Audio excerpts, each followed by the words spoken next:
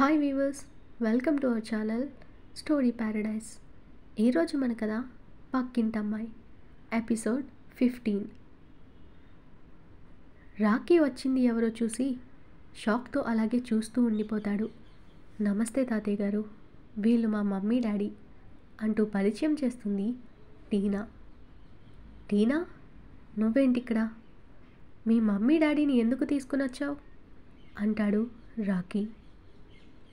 అదేంటి రాకీ, మనం లవ్ చేసుకున్నాం కదా, పెళ్ళి కూడా చేసుకోవాలి అనుకున్నాం కదా, ఇప్పుడు నువ్వు తాతయ్య గారితో ఇదే విషయం చెప్పాలనుకున్నావు కదా అంటుంది టీనా కన్ను కొట్టి.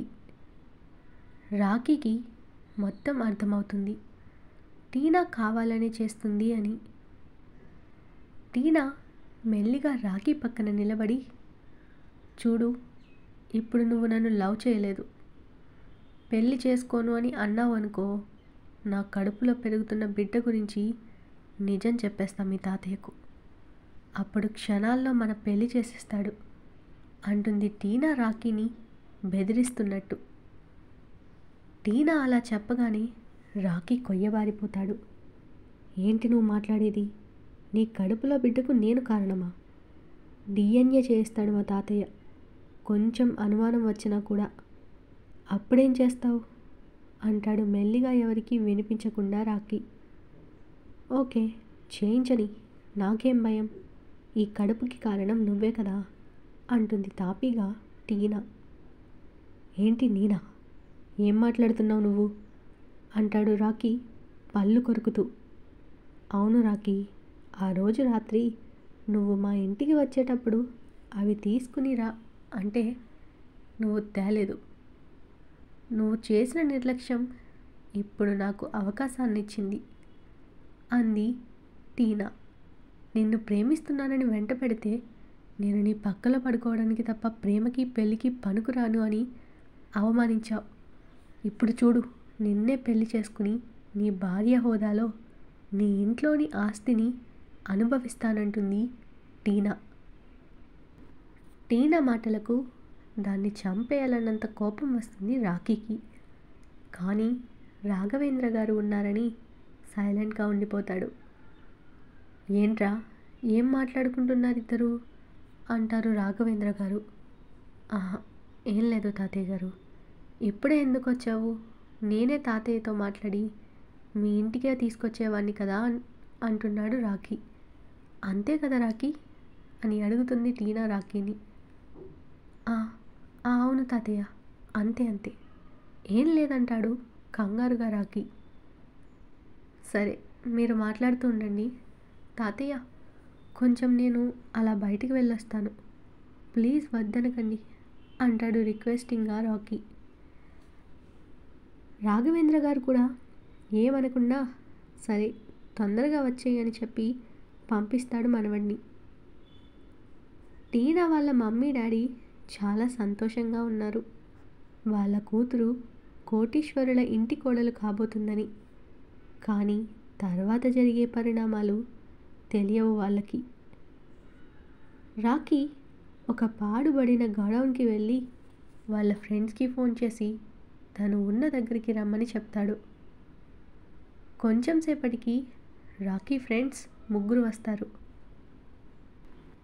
ఏమైందిరా రాకీ, 2 రోజులు ఏమైపోయావు?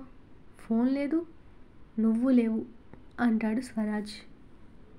రే, వాడు ఎవరో అమ్మాయితో ఫుల్ బిజీగా ఉన్నాడేమోరా అంటాడు వంశీ. ఆపండి, వాడి ఫేస్ చూడండి, ఏదో తేడా కొడుతుంది, చాలా కోపంగా ఉన్నాడు వాడు, ఏమైందో ముందు కనుక్కోకుండా ఏంట్రా పిచ్చివాగుడు అంటాడు శ్రావణ్. రే, ఏమైందిరా, ఎందుకు అర్జెంట్గా ఇక్కడికి రమ్మన్నారు అంటారు ముగ్గురు. రాకీ టీనా విషయం మొత్తం చెప్తాడు. రే, ఆ టీనాతో నా పెళ్లి జరగడానికి అస్సలు వీల్లేదు, అది ఎవడెవడితోనో తిరిగి నన్ను పెళ్లి చేసుకుని నా ఆస్తి కొట్టేయాలని చూస్తుంది అంటాడు రాకీ. ఎలా అయినా నా మీద అనుమానం రాకుండా దాన్ని అడ్డు తొలగించుకోవాలంటాడు ముగ్గురి స్నేహితులతో. అలాగే నాకు కొన్ని రోజులు లవర్గా నటించడానికి ఒక మంచి అమ్మాయి కావాలి అని చెప్తాడు రాకీ. ఫస్ట్‌ది అయితే చేస్తాంరా, టీనాని నీకు అడ్డు తొలగించడం. కానీ మంచి అమ్మాయి నీకు లవర్గా నటించడం అంటే కొంచెం కష్టంరా. పైగా మనకు తెలిసిన వాళ్ళలో మంచి అమ్మాయిలు ఎక్కడున్నారు? అందరూ అలాంటి వాళ్ళే అంటాడు వంశీ. రాకీకి రేఖ గుర్తుకు వస్తుంది. రేఖ అయితే ఈ విషయంలో హెల్ప్ చేస్తుంది. తనకు తెలిసిన అమ్మాయి ఉంటే అడుగుతాను అని కాల్ చేస్తాడు రేఖకి. టీనా రాఘవేంద్ర గారితో కొంచెం కూడా గ్యాప్ ఇవ్వకుండా మాట్లాడుతూనే ఉంటుంది. రాఘవేంద్ర గారికి టీనా మాట తీరు, ప్రవర్తన అసలు నచ్చలేదు. అయినా తన మనవడు ప్రేమించిన అమ్మాయి అని ఇబ్బందిగా అనిపించిన టీనా వాగే చెత్తవాగుడు ఓపిగ్గా వింటాడాయన. టీనా రాకీని పెళ్లి చేసుకుని తన ఆస్తి అనుభవించాలన్న ప్లాన్తో వచ్చిందన్న అనుమానం వచ్చిన రాకీ తన ఫ్రెండ్స్కి ఫోన్ చేసి, రే, టీనాని చాలా సింపుల్గా ఎవరికి ఏ డౌట్ మన మీద రాకుండా, ముఖ్యంగా మా తాతయ్యకి నా మీద అనుమానం రాకుండా టీనాని అసహ్యించుకుని నాతో పెళ్లి చేయను అనేలా ఉండే ఒక ప్లాన్ చెప్పండిరా. చెప్పిన వాళ్ళకు 5 లక్షలు ఇస్తా అంటాడు రాకీ వాళ్ళ ఫ్రెండ్స్ ముగ్గురిని చూస్తూ. సింపుల్గా కాదురా నాయన నువ్వు చెప్పింది, మాకు ఒక టాస్క్ ఇచ్చినట్టు అనిపిస్తుంది అంటాడు శ్రవణ్. అలాగే అనుకోండి, పర్వాలేదు. ఇది ఒక గేమ్లా అనుకుని ఆలోచించి మంచి ప్లాన్ చెప్పండి. అప్పటి వరకు నేను వెళ్ళి ఒకరికి ఫోన్ మాట్లాడొస్తాను అంటాడు రాకీ. సరే అని ముగ్గురు ఆలోచించడం మొదలు పెడతారు. రాకీ రేఖకు ఫోన్ చేస్తాడు. ఆమె ఫోన్ స్విచ్ ఆఫ్ వస్తుంది. ఏంటి, నీ తేజనా అంటుంది రేఖ షాక్ అవుతూ. ఏంట్రా నీ తేజ్ అంటున్నావు, ఏంటి విషయం అంటుంది మౌనిక కూడా.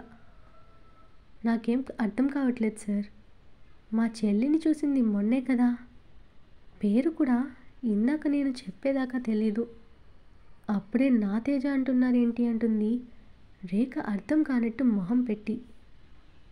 సూర్య వెంటనే, నాకు అమ్మాయి ముందే తెలుసు అంటాడు సూర్య. ఏంటి మీరు చెప్పేది, తేజ ముందే తెలుసా, ఎలా పరిచయం అంటుంది రేఖ ఆతృతగా. తనొక వేశ్య అని తెలుసో లేదో తెలుసుకుందామని రేఖ. మా ఊర్లో మా ఇంటి పక్కనే అద్దెకుండేది, చూడగానే నచ్చేసింది.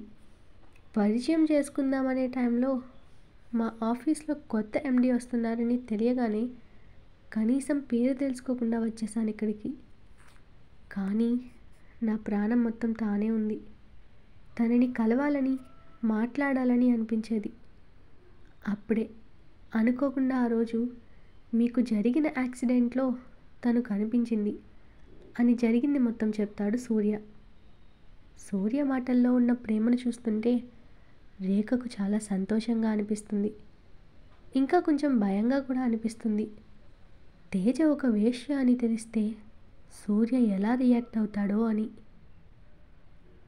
మౌనిక మాత్రం, అబ్బో సూపర్రా నువ్వు, ఎంతమంది అమ్మాయిలు నీకు ప్రపోజ్ చేసినా కూడా నువ్వు ఒక్కరికి కూడా ఓకే చెప్పలేదు. ఇప్పుడు నీకు నచ్చిన అమ్మాయి దొరికింది, ఇంకేంటి లైఫ్ ఫుల్ హ్యాపీగా ఉండి ఇంకా అంటుంది ఆశీర్వదిస్తున్నట్టు చేతులు చూపిస్తూ మౌనిక. ఒసై నువ్వు నోర్మి, ఎక్కువ మాట్లాడితే కొడతానంటూ చెయ్యి లేపుతాడు సూర్య. వద్దురా బాబు, నీ చేతి దెబ్బలు నేను తినడం కాదు కానీ నిన్నే దెబ్బలు పడేట్టు చేస్తాను తను లేచాక విషయం చెప్పి అంటుంది మౌనిక నవ్వుతూ. ఓసే ఇప్పుడు నువ్వేం చెప్పకు తనకు. మేడం, రేఖ గారు, మీరు కూడా తనకి విషయం చెప్పకండి. తనకు దగ్గరగా ఉంటూ నాకు దగ్గర అయ్యేలా నేను చేసుకుంటాను అంటాడు సూర్య. రాకీ ఎన్నిసార్లు ఫోన్ చేసినా స్విచ్ ఆఫ్ వస్తుంది రేఖ మొబైల్. రే రాకీ, తొందరగా రారా, ఒక ఐడియా వచ్చిందంటాడు వంశీ ఇంతలోనే. రేఖతో ఎలా అయినా తర్వాత మాట్లాడొచ్చు, ముందు టీనా విషయం చూడాలి అని వంశీ దగ్గరకు వెళ్ళి చెప్పురా, ఏమైంది అని అడుగుతాడు రాకీ. వంశీకి వచ్చిన ఐడియా గురించి మొత్తం ప్లాన్ ప్రకారం చెవిలో చెప్తాడు రాకీకి వంశీ. సూపర్ రా, ఈ ప్లాన్ కనుక వర్కౌట్ అయితే నీ అకౌంట్లో వెంటనే డబ్బులుంటాయంటాడు రాకీ. వంశీ 5 లక్షలు రాబోతున్నాయని ఉప్పొంగిపోతాడు. ఒసై టీనా, నువ్వు నా ఇంటి పని మనిషిగా కూడా పనికిరావు, అలాంటిది నన్ను పెళ్లి చేసుకుని నా ఆస్తి అనుభవించాలని చూస్తావా? నేను విసిరే బాణం నీకు ఖచ్చితంగా గురి చూసి కొట్టబోతున్నా. నా వేలుతో నా కన్నె పొడవాలని చూస్తావా? ఇప్పుడు చూడు, మా తాతయ్య నిన్ను మెడబట్టి బయటకు గెంటేసే ప్లాన్తో వస్తున్నా, రెడీగా ఉండు అనుకుని నవ్వుకుంటాడు రాకీ.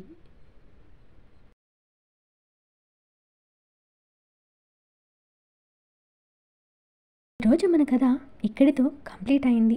ఈ స్టోరీ మీకు నచ్చినట్టయితే ప్లీజ్ స్టోరీని లైక్ చేసి కామెంట్ రూపంలో మీ అభిప్రాయాన్ని తెలియచేయండి. అలాగే ఛానల్ని సబ్స్క్రైబ్ చేసుకుని షేర్ చేసి మాకు సపోర్ట్ చేయండి. నెక్స్ట్ అప్డేట్తో మళ్ళీ కలుద్దాం. అంతవరకు బాయ్.